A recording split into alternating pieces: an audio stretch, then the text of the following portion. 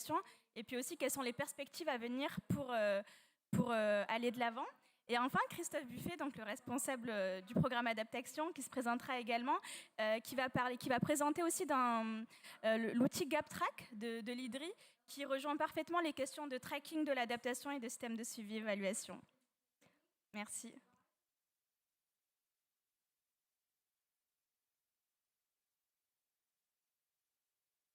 Merci Iman, bonjour à tous. Bonjour pour ceux qui ne me connaissent pas, je m'appelle Dibor Sarr. Je suis chargée de programme adaptation au niveau de la division changement climatique de la direction de l'environnement. Et j'ai eu à coordonner ce processus-là au sein de la division. Et je voudrais partager l'outil qui a été développé avec l'appui de l'AFD dans le cadre de son appui Adapt Action pour la mise en œuvre des CDN. Donc, c'est un outil qu'on a développé sur... Ça ne marche pas, pourquoi?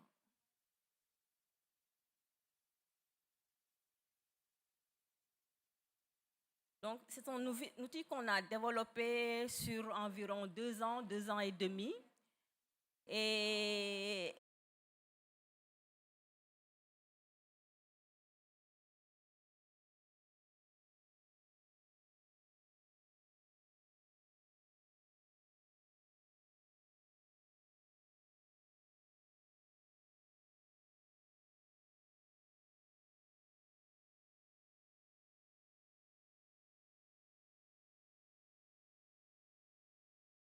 Action a mis en place cet outil qui est bâti autour de la CDN, volet adaptation, et qui prend en compte 8 secteurs.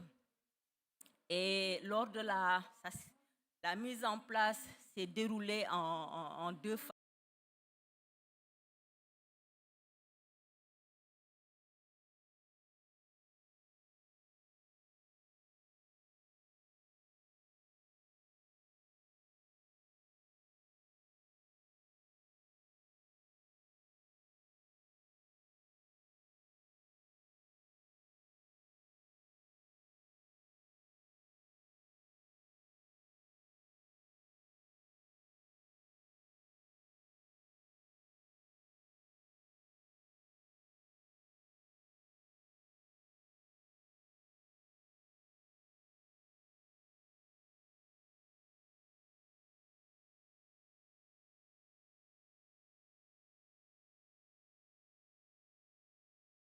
Vraiment spécialisé sur les questions de suivi et évaluation.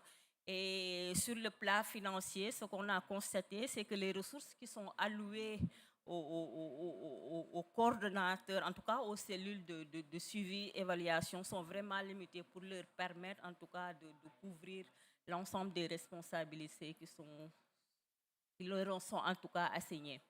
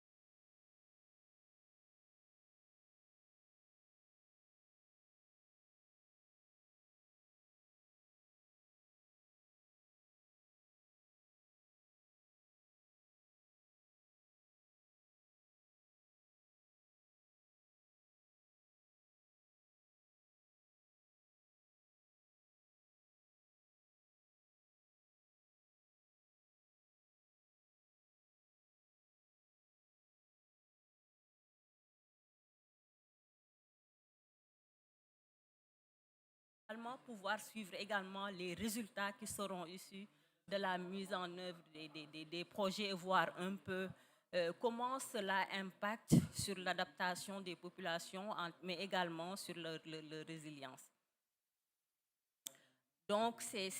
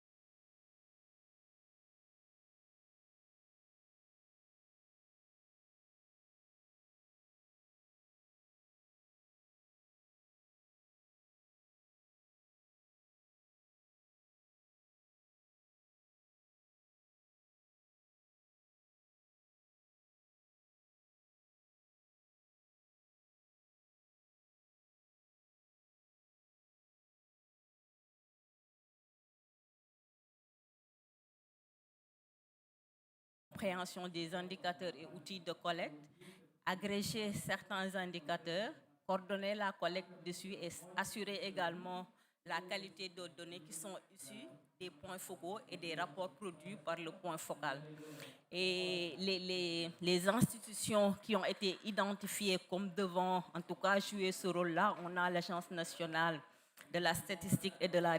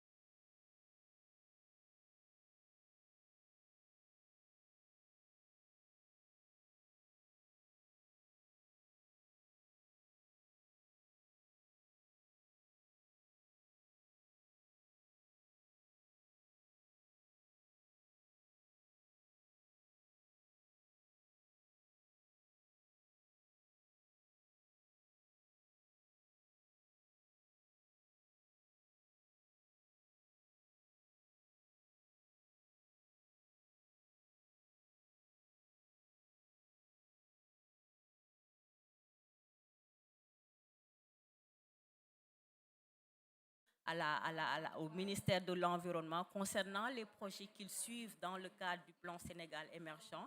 Et on aura également le COMNAC qui devra également accompagner le ministère de l'Environnement et le CAS qui est un outil en tout cas d'harmonisation de tout ce qui est suivi et évaluation qui est au niveau du ministère de la Planification.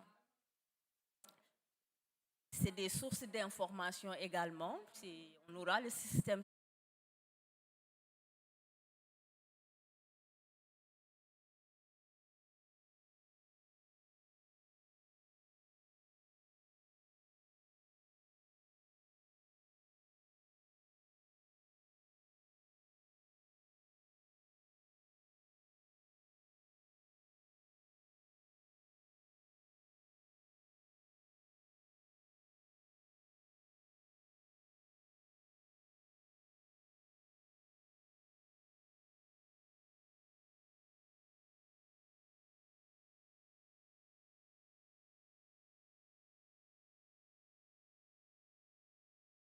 les présenter. Je ne pourrais pas revenir malheureusement sur l'architecture du système, mais vraiment, on a un cadre logique harmonisé avec des cibles, des responsables pour chaque acteur et des fiches de collecte pour chaque, chaque, chaque, chaque secteur. Donc, s'il y a besoin, je pourrais peut-être revenir sur ce qui a été fait. Donc, voilà ce que je voulais présenter, l'exemple du Sénégal que je voulais partager concernant ce que nous avons fait dans le cadre pour pouvoir suivre en tout cas les progrès concernant l'adaptation avec, comme je l'ai dit tantôt, l'appui de l'Agence française de développement à travers son programme Adapt Action. Je vous remercie.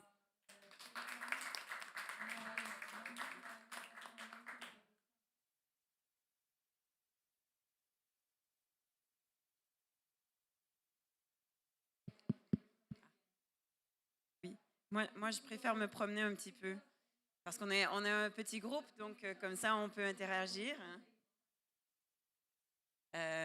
Donc, merci beaucoup pour la présentation.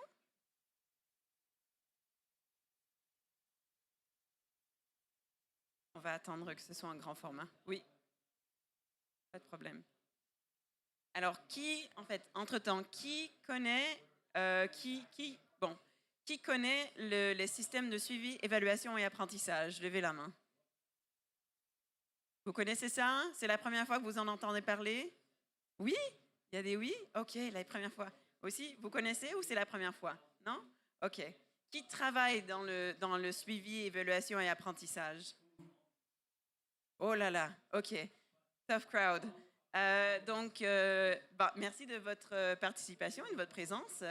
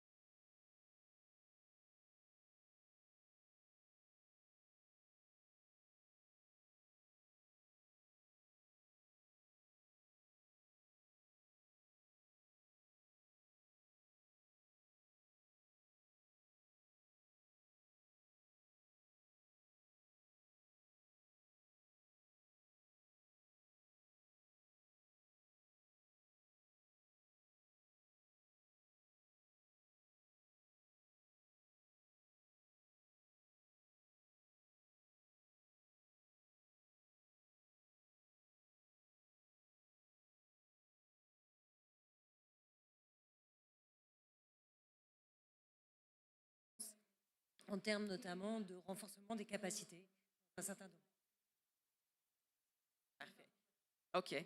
Et est-ce que quelqu'un d'autre voudrait partager ce que ça veut dire pour eux, le suivi, évaluation et apprentissage? Les nouveaux arrivés sont comme, non, non, on ne fait pas. Donc, OK. Donc, en fait, le suivi, évaluation, apprentissage. Le but, c'est vraiment de pouvoir, de pouvoir corriger et améliorer la performance d'une intervention. Une intervention, ça peut être une politique, un projet, etc. Et puis, en fait, si on ne fait pas de suivi et d'évaluation et d'apprentissage, alors on peut mener une intervention complète sans se rendre compte qu'on va dans la mauvaise direction ou qu'on ne fait pas la bonne intervention pour régler le problème que l'on cherche à régler.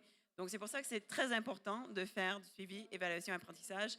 Je vais appeler ça le SEA, parce que sinon, ça fait très long pour toute la présentation.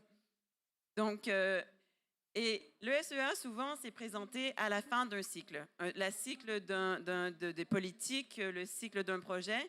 Mais en fait, pour pouvoir faire le SEA bien, il faut commencer dès le début. Donc, le SEA, c'est en même temps, c'est une phase dans les cycles de projet et les cycles de politique. Et ce sont des activités distinctes qui se font tout au long du projet. Comme ça, on peut corriger tout au cours du projet et on peut apprendre pendant le projet. Le suivi et l'évaluation, donc, doivent vraiment être fondés sur la base de vouloir faire de l'apprentissage. Si on ne fait que collecter des données et de faire des évaluations, mais que l'on ne prend pas le temps, on ne fait pas d'activité d'apprentissage, alors en fait, ça reste des rapports qui sont sur nos shelves.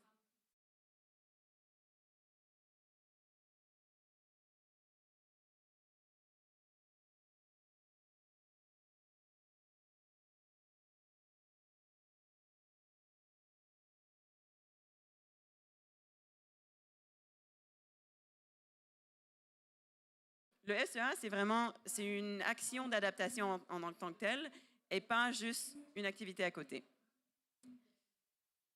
Donc, ces expériences, et je dois faire un petit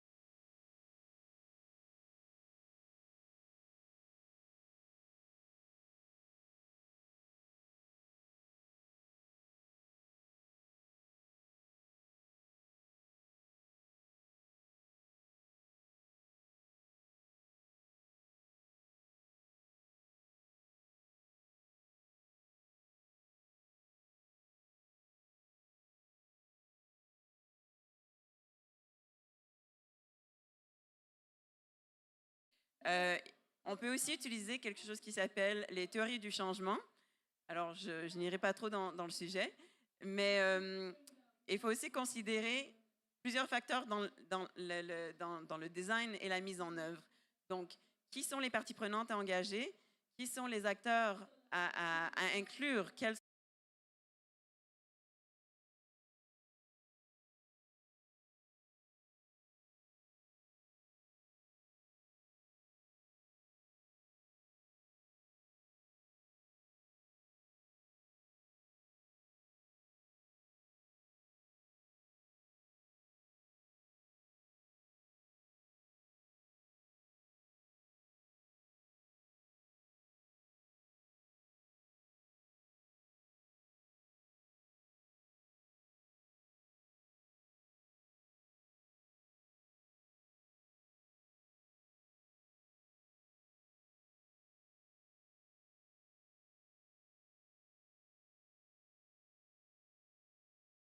une centaine d'indicateurs. Mais en fait, ce n'est que de l'information, ça ne nous donne pas nécessairement la bonne information.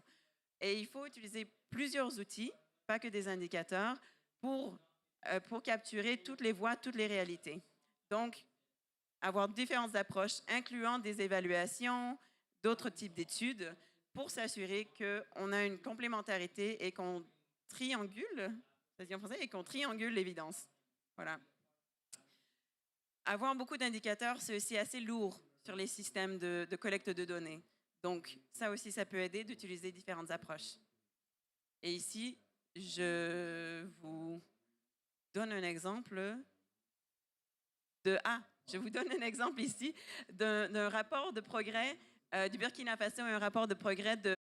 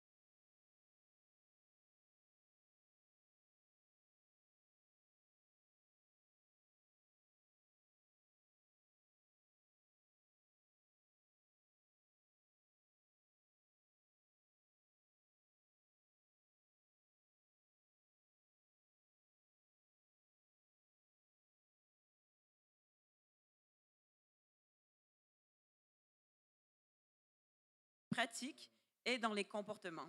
Et c'est ça qui, ultimement, fait que l'adaptation en ce moment et future change.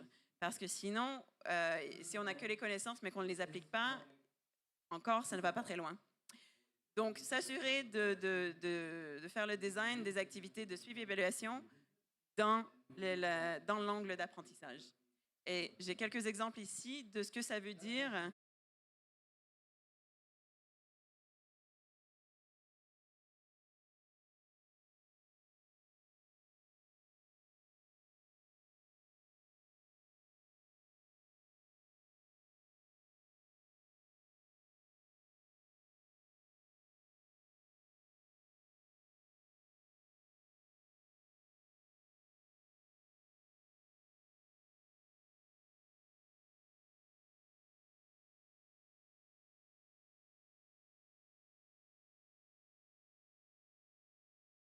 Voilà.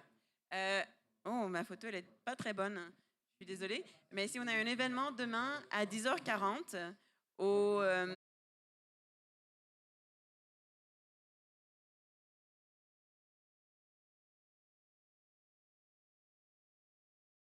Merci beaucoup.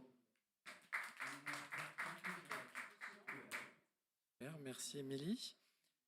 Donc, comme Iman le mentionnait, je suis Christophe Buffet de l'Agence française de développement. Je suis le responsable du programme Adaptation à Paris et donc je travaille avec Iman. Je tiens à dire, comme chaque année en fait, où on fait des side events avec le Sénégal, c'est toujours un plaisir de travailler avec le Sénégal et d'avancer ensemble. On est proche d'une discussion pour une phase 2, on est proche d'une discussion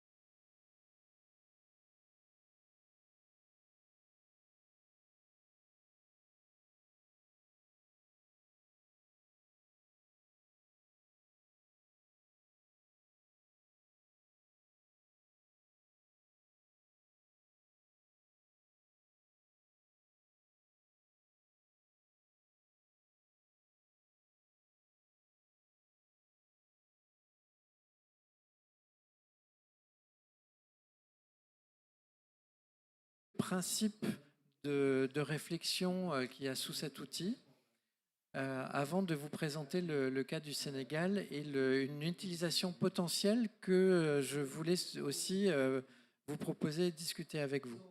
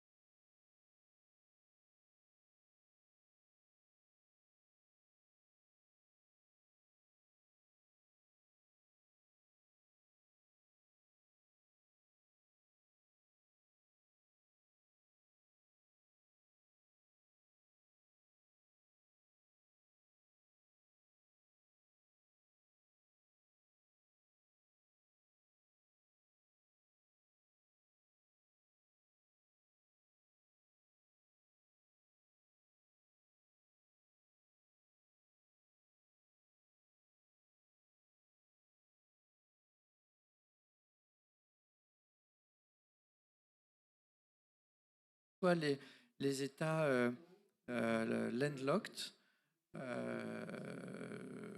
voilà, ok, voilà, enclavés, merci. D'où des débats politiques depuis 20 ans sur toutes les clés d'arbitrage des financements de l'adaptation depuis l'établissement de l'Adaptation Fund en 2001. Donc je ne doute pas que ces discussions vont se poursuivre activement dans le cadre de Global Goal for Adaptation, mais ça explique aussi pourquoi donc Alexandre Magnan de l'IDRI a souhaité proposer un autre exercice pour essayer de dépasser ces débats, notamment sur l'effet boîte noire que chaque modèle peut avoir. Il s'est basé sur son expérience au GIEC, avec une proposition qui vise à travailler sur 6 dimensions de l'adaptation.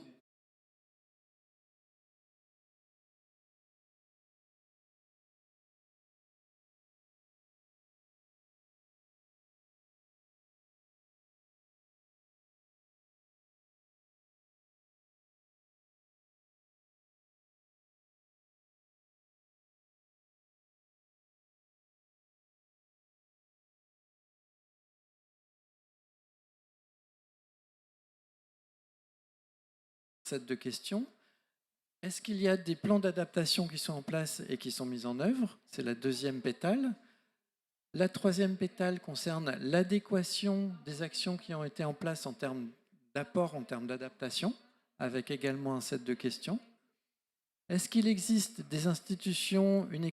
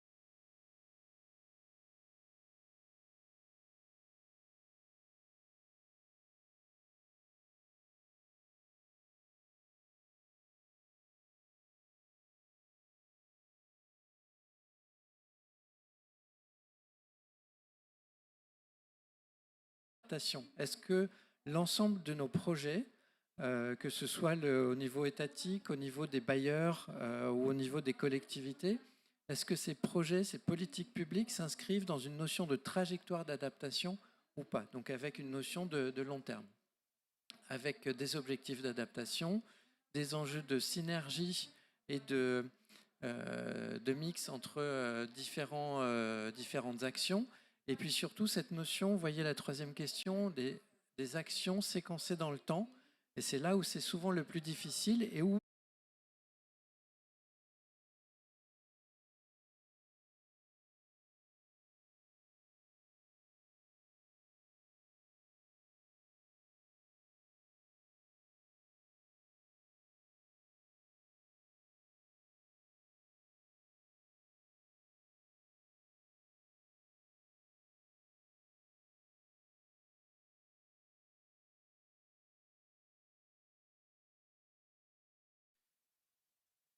Je vais vous montrer ce que ça a donné pour le Sénégal, donc avec un format un petit peu différent puisque c'était vraiment les tout premiers travaux.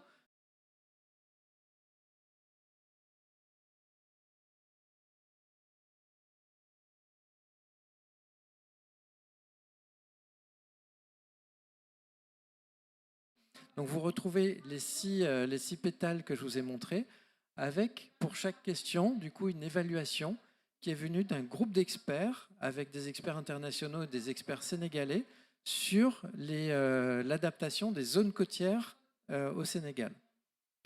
Et vous voyez qu'il existe des données, que les facteurs humains sont bien pris en compte, que la planification a quand même relativement bien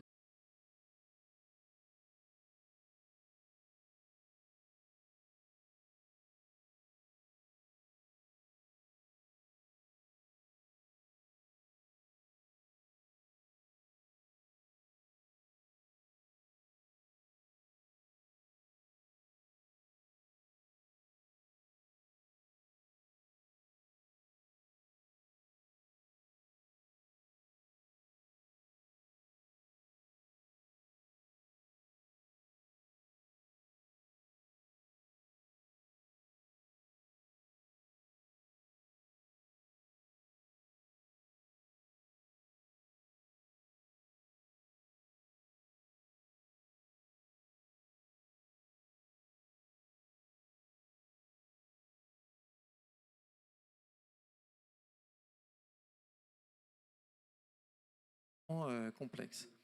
Et puis en ce qui concerne les trajectoires, vous voyez par rapport à ce que je mentionnais sur le séquençage dans le temps, collectivement, on a un grand progrès à avoir sur cet élément. Je voulais représenter ce travail d'Alexandre aussi parce que dans les idées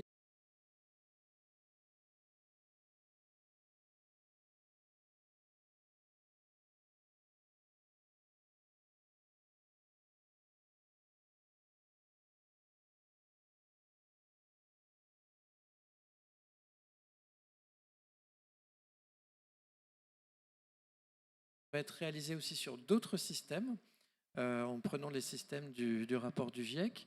Ce travail-là, qui était une démarche scientifique, avec des experts internationaux reconnus de chacun de ces domaines et sur les zones concernées, on pourrait aussi le détourner sur un mode profane, donc non scientifique, parce qu'il nous est apparu que ça pouvait être un excellent outil pour décideurs.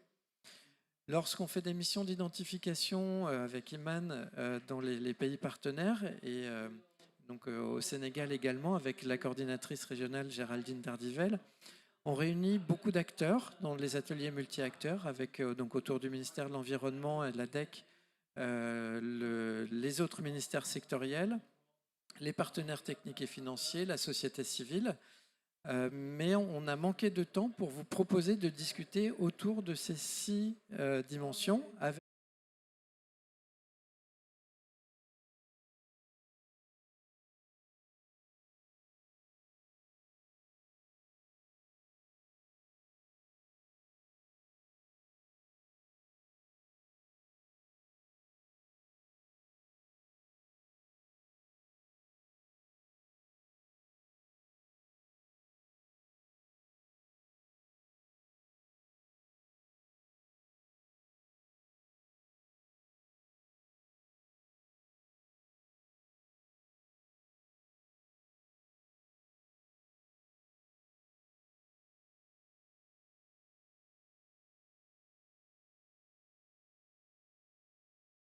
Merci. Pas de Dibord, du coup, si tu veux réagir aussi, à monsieur peut-être, du coup.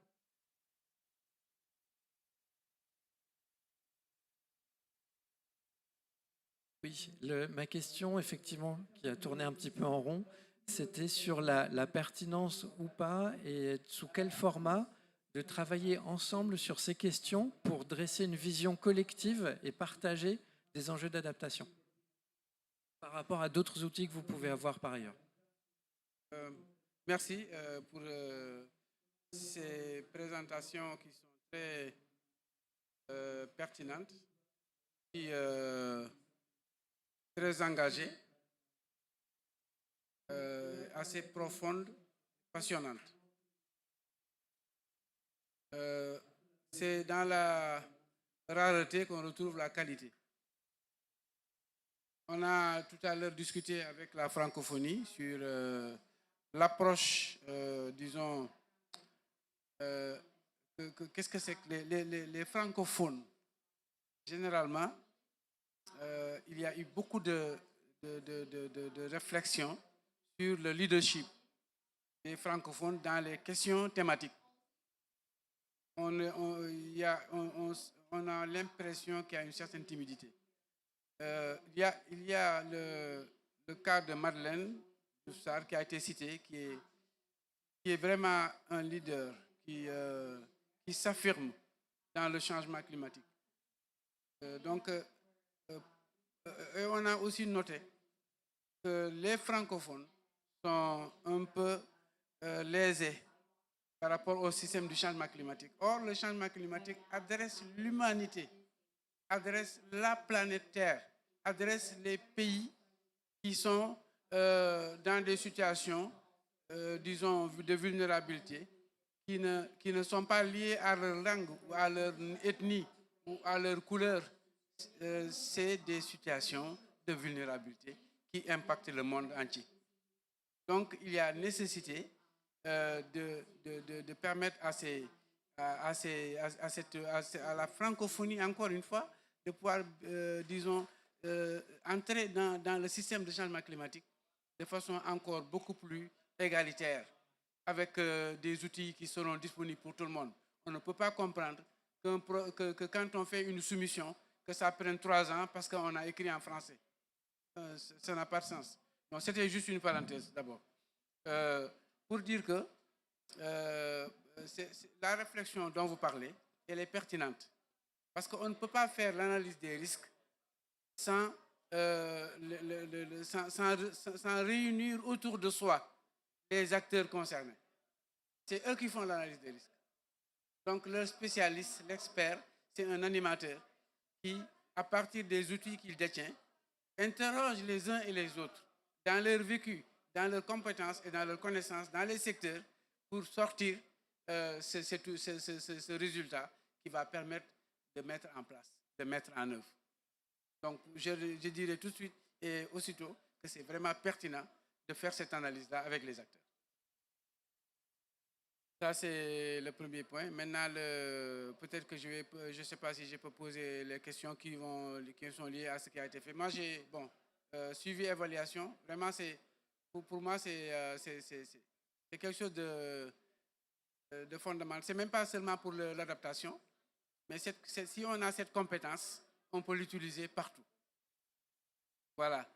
Donc, c'est peut-être la partie apprentissage qui m'échappe un peu. Et j'aimerais bien un petit approfondissement sur apprentissage. Pourquoi suivi, évaluation, d'accord, mais pourquoi apprentissage? Et qu'est-ce que ça signifie, ce point-là? L'autre point, c'est par rapport au lien. Quel est le lien fondamental qu'il y a entre le suivi, évaluation et l'analyse des risques que vous venez de présenter, qui est une très belle analyse que je suis régulièrement parce que je suis un peu dans l'analyse des risques dans ce que j'ai à faire. Donc, pour encore féliciter Dibor par rapport au travail qu'elle abat sur ces aspects-là et vraiment encourager, dire que nous, le Comité national changement climatique, nous sommes derrière et nous sommes prêts à supporter. On n'est pas seulement pour l'atténuation, on est disponible parce que nous avons senti que l'adaptation, c'est là où nos peuples, que les populations vont sentir disons, leur complémentarité par rapport au changement climatique. Donc, on est là pour vous et on continue. On vous encourage. Félicitations. Merci. Merci. Je vais vous laisser répondre peut-être. Bon, il y avait la dame aussi qui voulait...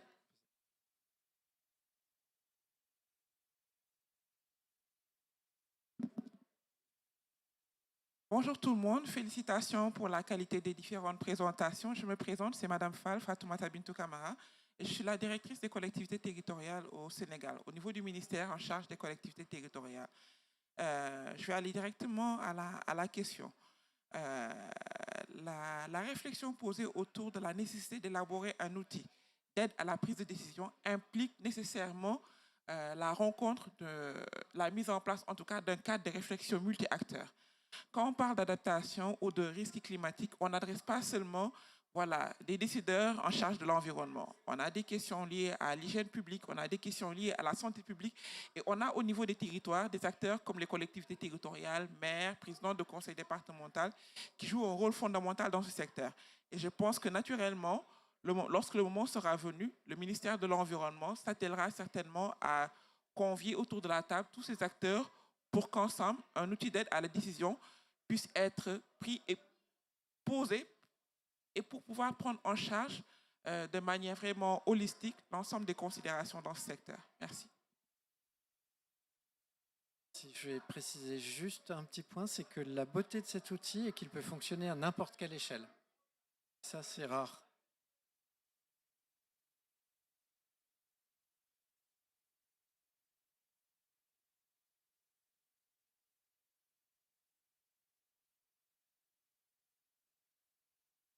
Je m'appelle Lamine Sissé et bon, je suis de African Climate Foundation et je voudrais poser peut-être deux questions.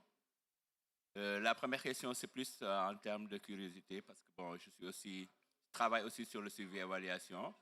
Et je voudrais savoir, vous avez donné l'exemple de pays où en fait le système a été bâti non seulement, bon, pas sur des indicateurs, mais sur autre chose. Donc je voudrais bien, si vous pouvez donner quelques détails sur différentes approches, ça peut être intéressant pour nous. Et la deuxième question aussi, bon, je suis tout à fait content aujourd'hui qu'il y ait des gens de la Comnac qui soient là, mais aussi des collectivités locales, de la direction des collectivités locales. Et donc, toute la question par rapport à ces systèmes-là, c'est comment les faire fonctionner. Il ne s'agit pas juste de les produire. On peut produire l'outil, l'outil peut être adapté, l'outil peut répondre à une demande qui est claire.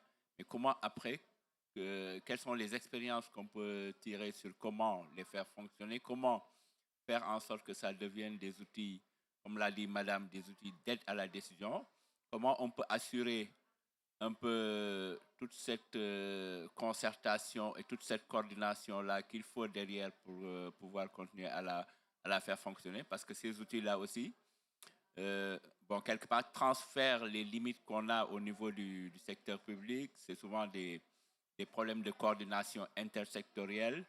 C'est aussi des problèmes de ressources pour les faire fonctionner.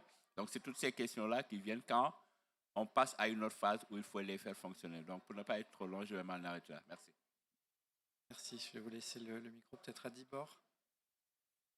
Dernière question. Bon, moi, je ne serai pas long. Et je me présente, je suis Ali Ouba et je suis le doyen du Comité national changement climatique. Et nous remercions en tout cas les présentations qui ont été faites et surtout le degré de pertinence d'avoir ces outils et d'en disposer. Seulement, pour ne pas avoir le monopole de la parole, je voudrais juste, compte tenu des préoccupations que nous avons, il faudrait effectivement que nous ayons des outils appropriés, donc de suivi, évaluation et de monitoring même des projets, que ce soit adaptation et puis même dans d'autres secteurs. Seulement, dans le cadre justement des outils qui viennent d'être développés, j'ai juste une petite préoccupation. Est-ce que vous prenez en compte les connaissances endogènes et les connaissances locales au niveau du développement de ces outils? Voilà. Ne pas être très long.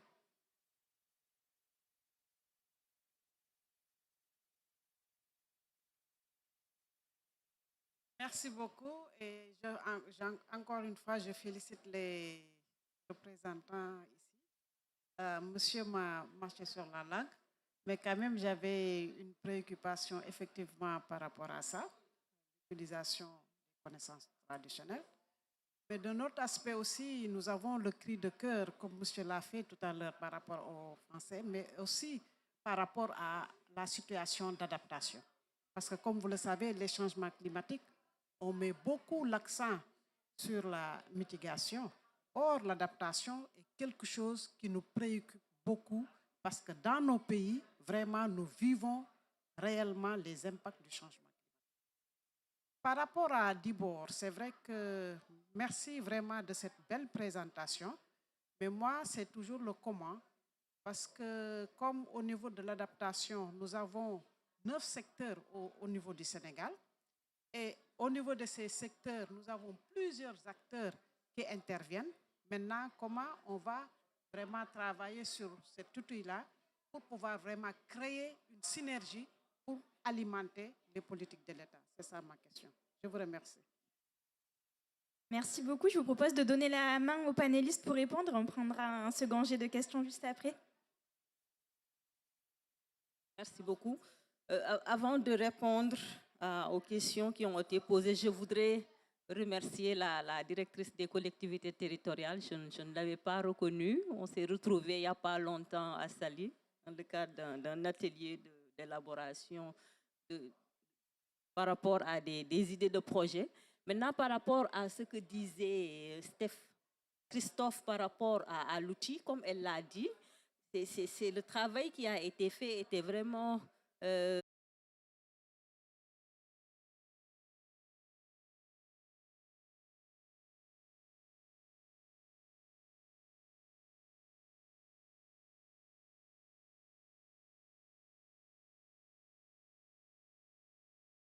aussi bien pour les collectivités territoriales, mais également pour les populations qui vivent le changement climatique et qui ont également un rôle à jouer dans la lutte contre les changements climatiques. Au-delà également de ces acteurs, voir comment, en tout cas également, comment la société civile pourrait intégrer ce dispositif. Je pense que ce serait vraiment important. Maintenant, j'avais des questions à poser également à Émilie. Je pense que c'est des questions qui ont été soulevées par Lamine. C'est vraiment comment opérationnaliser, parce que nous sommes dans la première phase. Nous avons mis en place l'outil. Comme vous l'avez vu, on a beaucoup d'acteurs. C'est sur le territoire des collectivités territoriales. On a des secteurs, on a différents responsables, le niveau central, le niveau sectoriel, le niveau local. On a la société civile qui exécute également des projets. Par rapport à l'expérience que vous avez vécue, comment dans les différents pays, en tout cas, où vous avez appuyé les pays, comment cela marche? Comment est-ce qu'ils ont fait? C'est vraiment expliquer comment ces pays sont arrivés à opérationnaliser et quel est le dispositif de gouvernance qui a été mis en place. Par rapport à la question de Fatou, comme je l'ai mis, c'est la théorie, hein? On est vraiment dans la théorie. Maintenant, comment opérationnaliser tout ça? Comme je l'ai montré également, aujourd'hui, nous avons le ministère de l'Environnement qui définit la politique climatique avec des secteurs, des orientations stratégiques sont données. On a des PNA, on a la CDN surtout, et le PNA qui va venir opérationnaliser la CDN. Maintenant, nous, ce que nous avons retenu en termes d'architecture, c'est vraiment pour le moment que les sectoriels puissent en tout cas faire cette compilation-là de l'ensemble des projets qui sont mis en œuvre au niveau territorial.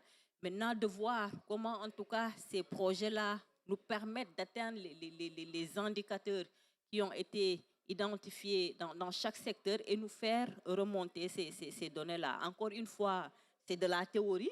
C'était plus facile, c'est la théorie, la phase la plus facile. Maintenant, cette opérationnalisation-là et comment surtout prendre la société civile. Et ce sera le grand challenge, la société civile, le secteur privé. Parce que pour les sectoriels, c'est des gens avec qui on a l'habitude de travailler. Mais aujourd'hui, on a une multitude d'acteurs à côté de l'État qui interviennent sur le territoire et sur lesquels nous n'avons pratiquement aucune visibilité sur leurs actions. Mais comment est-ce que maintenant arriver à pouvoir agréger tout cela et à pouvoir faire le rapportage? Ça, c'est un grand challenge pour nous. Merci. Merci beaucoup. Et je vais aussi jouer le même jeu parce que j'ai des questions pour Christophe aussi. Donc, premièrement, pour répondre directement à Dibor, le mode d'approche, en fait, tout ce que j'ai présenté en théorie et l'architecture que le Sénégal a développée, c'est extrêmement important d'avoir ce cadre et de définir ses objectifs et ce cadre-là. Pour la mise en œuvre, le modus operandi, c'est vraiment d'y aller simple, de faire un pilotage et ensuite de bâtir à l'échelle.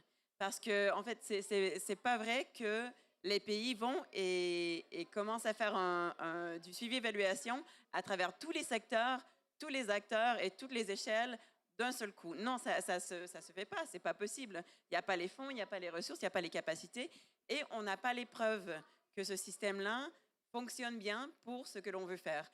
Donc, les apprentissages de pays, par exemple, avec le NAP Global Network, un bon exemple est le Rwanda, qui fait un pilotage de manière sectorielle. Et on fera un suivi ensemble, si tu veux, Dibor, et les autres. Une approche sectorielle. Donc, ils ont défini justement un cadre de SEA similaire au Sénégal. Pour la mise en œuvre, ils ont commencé par leur secteur prioritaire de l'agriculture. Et ils ont commencé à faire les règles, les procédures entre les acteurs, à définir les indicateurs, à descendre dans les échelles, à valider les indicateurs, à inclure la société civile, inclure les autres acteurs. Et en ce moment, on les supporte pour faire le pilotage des collectes de données et d'autres types d'approches. Donc, on fait aussi des groupes de discussion pour s'assurer que l'on fait du qualitatif et du quantitatif. Comme ça, quand ils font le rapport de progrès, on a le rapport sur les indicateurs, mais on a aussi des histoires qui peuvent nous mener et nous illustrer quels sont les chemins de changement. Pas que vous avez une amélioration de 20% dans votre niveau de vulnérabilité ou dans la production agricole. Mais pourquoi? Ah ben ça, on ne le sait pas parce qu'on n'a pas demandé plus que de questions que les indicateurs. Donc, pour rejoindre aussi votre question aussi sur l'exemple de la Grenade et du Burkina Faso, ce qu'ils ont fait, c'est leurs indicateurs n'étaient pas mis en œuvre complètement. Donc, on a fait une évaluation participative qui utilisait une compilation de documents, qui utilisait des entrevues informant clés et des focus groups pour avoir de manière représentative une visibilité sur le progrès des activités. Et ce que j'avais présenté, c'était le pourcentage de progrès. Et sur cette base, ils ont pu réévaluer leurs priorités et apprendre et continuer de l'avant. Donc ça, c'est pour répondre à la question de monsieur. Et la question d'Edibor. Je voulais dire au niveau de l'apprentissage, si vous voulez, je vous passe ma présentation et je la traduis. Il y a des activités qui étaient sur ma diapo que je peux vous montrer. Mais en fait, ça vient vraiment à est-ce qu'il y a une budgétisation d'activités de réflexion. Donc, vous faites une évaluation, vous avez le rapport. Et il va sur le bureau du ministre. Qu'est-ce qui arrive ensuite? Et ça peut être de planifier des rencontres, de planifier un atelier, de faire des trainings et des ateliers, etc., mais de partager l'information. Parce que si l'information reste sur le bureau, il n'y a pas d'apprentissage, ça ne se rend pas dans les autres outils de planification, ça ne se rend pas dans les autres ministères, et voilà. Donc, je vous encourage de venir à la présentation demain de la boîte à outils pour justement que ça mette ça de manière concrète. Et je voulais en fait, finalement, ramener à ce que monsieur disait au niveau du leadership de la francophonie. Et le SEA sert aussi de plateforme de collaboration. On s'engage au niveau de l'apprentissage et du partage des données. Et ça, c'est aussi un pouvoir très, très fort du SEA qu'il ne faut pas oublier. Ça amène les acteurs à la table pour discuter des données. Donc, tout comme l'outil que Christophe a présenté sur l'aide à Décideur. Et ma question que j'ajoute à celle des autres, c'est je mets l'IDRI et l'AFD au challenge de tester l'application de l'outil à différentes échelles et de voir si les points de vue, si les perceptions des résultats et de ce qui est le succès, si ça s'aligne. Parce que tu peux avoir un bureau d'experts qui n'est pas représentatif des communautés locales, qui pensent que ça va bien ou ça va pas très bien. Et les communautés locales, en fait, le vivent complètement différemment. Donc, voilà. Merci de votre patience. Merci. Je vais joindre les deux questions en fait sur l'inclusion potentielle des savoirs locaux et puis ta question. Intuitivement, entre un outil statistique avec des données agglomérées et cet outil de l'IDRI, je pense que c'est plutôt le second qui pourra inclure plus facilement les savoirs locaux que le premier. Et du coup, la réponse aussi à ta question, c'est que en fait, c'est pas un bureau d'études qui va remplir les cases. Le bureau d'études, si donc on poursuit cette démarche, bureau d'études qui sera formé par l'IDRI, il ira sur le terrain et il organisera en fait des ateliers multi-acteurs avec les différentes composantes des communautés, puisque c'est aussi très très désagrégé dans les communautés. Les différents intérêts sont quand même pas les mêmes entre le chef des villages, l'agriculture, les genres aussi sont importants. Et donc, ça pourrait être extrêmement intéressant d'avoir cette désagrégation-là. J'imagine qu'il y aura forcément des différences aussi, mais qui tiendront aux perspectives de chacun au sein des mêmes villages et puis entre les villages et une région. Mais en tout cas, l'outil lui-même, il est suffisamment souple pour pouvoir descendre en échelle, remonter. Et il y a déjà des exercices que l'IDRIC conduit, mais en remontée en échelle. Donc vraiment au niveau régional, pour contribuer au Global Goal for Adaptation et puis au futur rapport probablement de l'Adaptation Gap. Voilà. J'ai l'impression qu'on est arrivé au bout de l'heure impartie. Merci beaucoup en tout cas pour votre présence. On a eu les questions d'un niveau technique qu'on attendait de vous. Je pense qu'il y a une bonne partie du Comnac qui doit être présent aussi et peut-être que ça peut être l'instance de test aussi, le Comnac, pour voir dans quelle mesure cet outil peut être utile et praticable, parce que c'est pas évident non plus. Exactement. Exactement. Sans créer quelque chose à côté. Donc merci beaucoup à nouveau pour votre invitation sur ce pavillon Sénégal et à l'année prochaine. Okay.